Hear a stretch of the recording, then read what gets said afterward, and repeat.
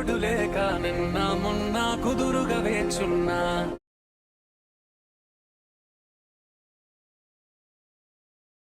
అవధువిక నువ్వే అంటూ నేనే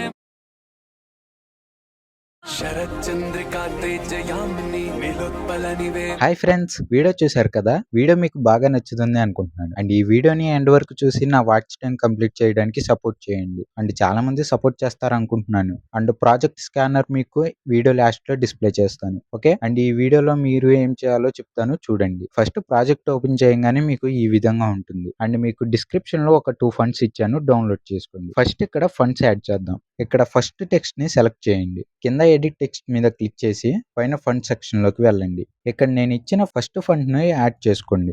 నెక్స్ట్ సెకండ్ టెక్స్ట్ ని సెలెక్ట్ చేయండి. కింద ఎడిట్ టెక్స్ట్ మీద క్లిక్ చేయండి. ఫండ్ సెక్షన్ లోకి వెళ్ళి సెకండ్ ఫండ్ ని యాడ్ చేసుకోండి. సేమ్ ఇలాగే నెక్స్ట్ కూడా ఒక టెక్స్ట్ కి ఫస్ట్ ఫండ్ అండ్ ఒక టెక్స్ట్ కి సెకండ్ ఫండ్ ని యాడ్ చేసుకోండి. ఓకే, ఇప్పుడు స్టార్టింగ్ పొజిషన్ కి రండి. కిందకి రండి. ఇక్కడ ఒక ఇమేజ్ ఉంది కదా, ఈ ఇమేజ్ ను సెలెక్ట్ చేసి లెఫ్ట్ సైడ్ లో కలర్ అండ్ ఫిల్ ఆప్షన్ లోకి వెళ్ళండి. ఇక్కడ మీకు నచ్చిన ఇమేజ్ ను సెలెక్ట్ చేసి పైన ప్లస్ సింబల్ మీద క్లిక్ చేయండి. ఓకే, ఈ విధంగా ఇమేజ్ వస్తుంది. నెక్స్ట్ ఇప్పుడు మెయిన్ ఫొటోస్ అయితే యాడ్ చేసుకుందాం. ఇక్కడ నేను చూపిస్తున్న బీట్ మార్క్ దగ్గరికి రండి. ఇక్కడ ఒక ఇమేజ్ యాడ్ చేద్దాం. ప్లస్ ఐకాన్ మీద క్లిక్ చేసి మీడియాలోకి వెళ్ళండి. ఇక్కడ మీకు నచ్చిన ఇమేజ్ను సెలెక్ట్ చేసుకోండి. ఇప్పుడు ఇమేజ్ను ఈ బీట్ మార్క్ వరకు ఎక్స్టెండ్ చేయండి. నెక్స్ట్ బీట్ మార్క్ వరకు ఎక్స్టెండ్ చేయండి. నెక్స్ట్ ఇప్పుడు ఈ ఇమేజ్ను కిందకు తీసుకురండి. ఇక్కడ లిరిక్స్ ఉన్నాయి కదా, ఈ లిరిక్స్ కిందకు తీసుకురండి. నెక్స్ట్ ఈ బీట్ మార్క్ దగ్గర ఇంకో ఫోటో యాడ్ చేద్దాం. ప్లస్ ఐకాన్ మీడియాలోకి వెళ్ళి ఇంకో ఇమేజ్ను సెలెక్ట్ చేసుకోండి. నెక్స్ట్ ఇమేజ్ను ఎక్స్టెండ్ చేయండి అండ్ కింద లిరిక్స్ కింద ఉంచండి. నెక్స్ట్ ఈ బీట్ మార్క్ దగ్గర ఇంకో ఇమేజ్ యాడ్ చేద్దాం. ప్లస్ ఐకాన్ మీడియాలోకి వెళ్ళి ఇంకో ఇమేజ్ను సెలెక్ట్ చేసుకోండి. ఇమేజ్ను ఎక్స్టెండ్ చేయండి అండ్ ఈ ఇమేజ్ను నేను చూపిస్తున్న బీట్ మార్క్ వరకు తీసుకురండి. నెక్స్ట్ ఇమేజ్ను కిందకు తీసుకురండి అండ్ నెక్స్ట్ ఇంకో ఇమేజ్ యాడ్ చేద్దాం.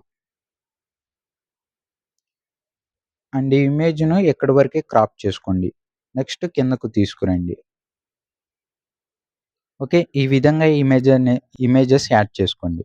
ఓకే, ఇప్పుడు స్టార్టింగ్ పొజిషన్కి రండి అండ్ కిందకి రండి. లాస్ట్లో ఒక ఎఫెక్ట్స్ లేయర్ అని ఉంది కదా, దీన్ని సెలెక్ట్ చేయండి.